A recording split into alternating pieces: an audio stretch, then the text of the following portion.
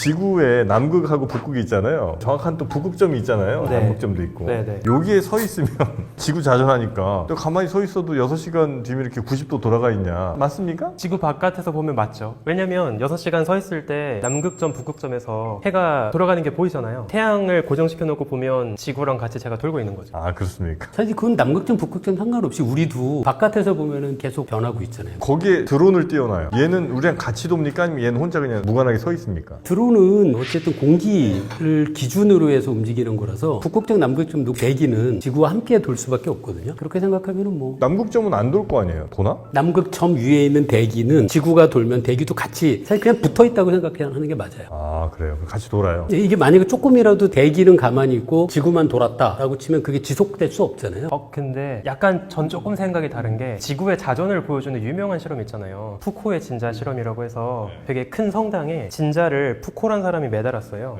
어떤 변화를 보여주냐면 지구가 자전하는 동안 진자가 한 방향으로만 진동하는 게 아니라 이렇게 변해요, 방향이.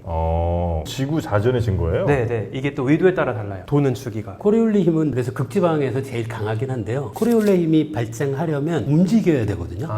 그럼 고정돼 있는. 예, 고정돼 구조니까. 있다면은 사실은 그럴 수 있겠네요. 코리올리가 그 욕조에서 물이 돌아 빠지고 이게 그건가요? 그걸로 잘못 인용이 많이. 잘못해. 아니, 저처럼 안 왔잖아요. 아예 몰랐어요. 아, 몰랐어요. 다행입니다. 아니, 코리올리가 그럼 뭐가 사실 있을까요? 별게 아니고 이렇게 그 빙글빙글 돌아가는 원판 같은 거 어렸을 때 그거 있잖아요. 놀이터에. 네. 거기서 공을 굴리면 공이 가다가 마치 옆으로 휘어지는 것처럼 보일 수밖에 없거든요. 그 안에서 타고 보면. 움직이지 않으면 코리올리 힘은 없거든요. 그래서 드론이 대기 중에 가만히 떠 있다면 그러면은 코리올리 힘을 느끼진 않죠. 그런 것 같은데. 움직이면 느끼고 그죠? 네네. 근데. 저도 잘 모르겠어요. 누가 한번 가서 찍어보면 좋겠는데. 6시간 서 있으면 일단 몸 돌아가는 건 둘째 치고 입이 돌아갈 것 같은데.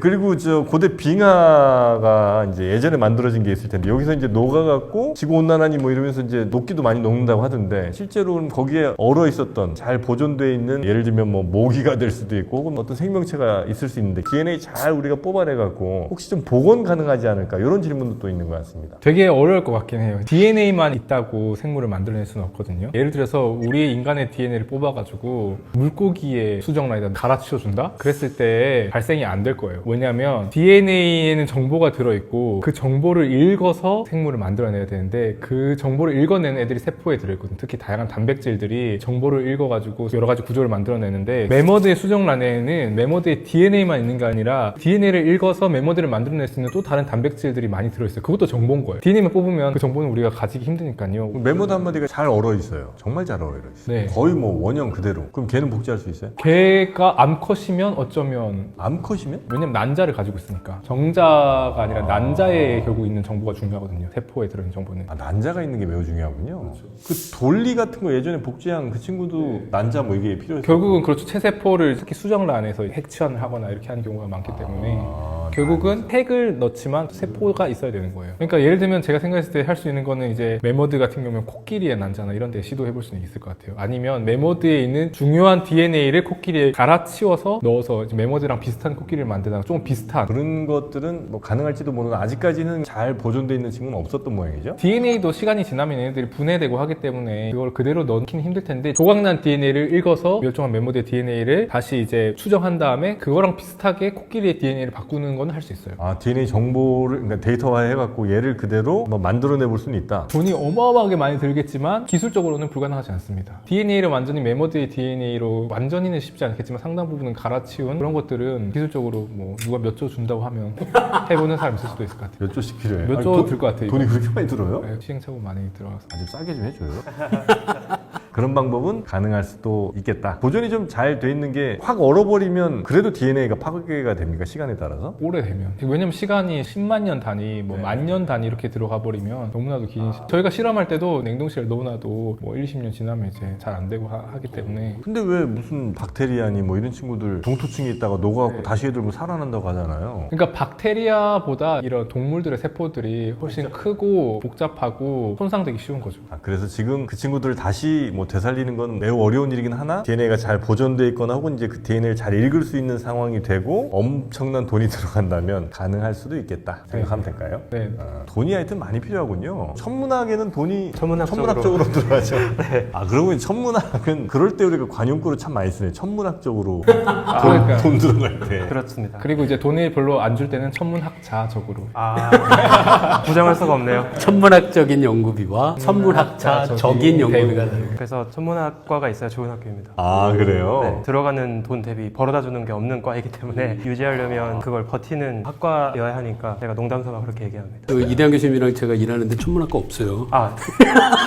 없어요? 선체 물리 전공은 있는데요. 천문학과는 따로 없어요. 천문학은 몇 개 없죠, 우리나라. 네, 고대가 없습니다. 그러니까 나쁜 데. 자, 그럼 오늘 본격적인 과학 주제 이야기 나눠보도록 하겠습니다. 빅뱅이라는 건 이제 우주가 처음 탄생할 때 이제 그때 우리가 빅뱅이라는 얘기를 많이 하는데 생물학에도 빅뱅과 같은 그런 포인트가 좀 있었던 모양이에요? 네, 우주에서 가장 중요한 한순간 꽂으면 빅뱅을 꼽겠죠. 마찬가지로 동물 진화에서 가장 중요한 한순간 꽂으라고 하면 캄브리아기 대폭발. 캄브리아기 고등학교 때 배운 것 같은데 고생대에 이제 캄브리아기 대폭발이라고 하는 사건이 있는데요. 이때 엄청난 폭발이 있었군요. 그 전에 바다를 보면 동물들이 별로 없었고 있는 동물도 되게 심심하게 생겼었어요. 빨래판처럼 생긴 애들, 그런 애들이 있어요, 진짜로. 이게 동물인지 식물인지 뭔지 구분이 안 갈 정도로 이게 뭐 해초인지 에디아카라라고 하는 화석에서 발견된 에디아카라 생물 군상이라고 하는 게 있는데 이게 캄브리아기 이전에 더 원시적인 동물들이 있었던 시기에 화석을 보면 진짜 빨래판 같이 생긴 애들이 그냥 흐느거리고 다니고 있거든요. 아, 그냥 눈도 별로 없고 예. 그런데 이 캄브리아기 대폭발이라고 하는 이 시기부터 엄청나게 다양한 동물들, 우리가 알고 있는 종류의 동물들이 나오기 시작해요. 이게 되게 중요한 게 캄브리아기 대폭발에 현재 존재하는 동물들의 대략적인 그룹들이 이때 다 생겼어요. 그러면서 그래요? 거의 새로운 애들이 생기지 않았어요. 그 동물들이 이렇게 쭉 다양성이 생긴 게 아니고 이렇게 가다가 빵 한번 이렇게 터졌다 이거예요? 그렇죠. 이렇게 하다가 진짜 빅뱅처럼 빵 터진 다음에 종은 계속해서 멸종하고 다시 분화하지만 그 가문들 자체는 바뀌지 않은 거예요. 아 그래요? 네. 언제쯤이에요 캄브리아기가? 그러니까 한 5억 몇 천만 년 전쯤이라고 하는데 이때 예를 들면 우리의 척추동물 조상들도 이때 다 출현했고 바퀴벌레의 조상인 그런 절지동물 이런 삽엽충이나 뭐 이런 애들에 해당하는 절지동물, 오징어는 연체동물, 척추동물 이렇게 문에 해당하는 것들이 이때 거의 다 완성이 됩니다. 그 이후로는 이제 거기서 조금씩 더 개량되고 그런 상황이었지. 캄브리아기에 무슨 일이 있었길래 갑자기 이렇게 빵 터졌죠? 그래서 이제 사실은 진화생물학, 고생물학에서 굉장히 중요한 질문 중 하나인데요. 우리 모두가 동의하는 정답 같은 거는 없는 것 같아요. 근데 여러 가지 가설들이 있고요. 그 중에서 상당히 많이 지지를 받는 가설들이 있는데 한 가지가 산소가 중요한 기능을 하지 않았을까. 산소? 산소는 지금도 있잖아요 대기 중에. 근데 그때 산소 농도가 낮았고 동물들이 육상으로 진출하기 전이었기 때문에 대기 중보다는 물에서는 더 산소가 제한되잖아요. 산소 농도가 어떻게 보면 우리 몸에서도 에너지를 내는 게 연소를 통해서 내는 거랑 비슷하게 산소를 써서 호흡을 하는 건데 산소의 양이 제한되면 생산할 수 있는 에너지 양이나 효율도 제한되기 때문에 말하자면 에너지 자체가 어떤 굉장히 다양하고 복잡한 동물의 출현을 제한하고 있었던 거라고 추정을 하는 사람도 있습니다. 예를 들면 산업혁명 이후에 엄청나게 우리 인류 문명이 거대한 동력원들, 뭐 석탄이니 석유니 지금 원자력이니 이런 것들을 발굴하면서 엄청난 건축물도 짓고 사실 거대한 유조선 같은 거 굴리려고 하면 옛날에 이렇게 사람들 노젓듯이 했었는 유조선은 그렇게 큰 걸 만들 수가 없잖아요. 그런 것처럼 이제 에너지적으로 훨씬 더 크고 복잡한 것들을 만들 수 있는 어떤 기반이 산소의 증가로 인해서 가능했을 것이다. 그리고 또 여러 가지 무기질이나 칼슘 같은 것들이 이렇게 용암이나 아니면 다른 데서 이렇게 흘러들어서 얘네들이 뭐 딱딱한 껍질을 만들거나 할 수 있게 되었을 것이다 라고 하는 설명이 있고요. 제가 좀 좋아하는 설명은 눈에 대한 가설입니다. 눈? 이때쯤 이제 눈을 지닌 생물들이 되게 본격적으로 나타나기 시작하거든요. 그전엔 눈이 별로 없었어요? 그 아까 빨래판처럼 생긴 애는 그런 거 없어요. 빛을 감각하는 구조가 발달하게 되면서 그 런어웨이 시츄에이션이라고 하는 진화에서 어떤 변화가 다른 변화를 계속 추동하고 이게 서로 되물림되는 이러한 상황이 이때 일어난 걸로 보이는데요. 왜냐하면 눈을 가지게 되면서 원래는 그전에 아마도 맛이나 냄새로 세상을 감각했을 거란 말이에요. 이렇게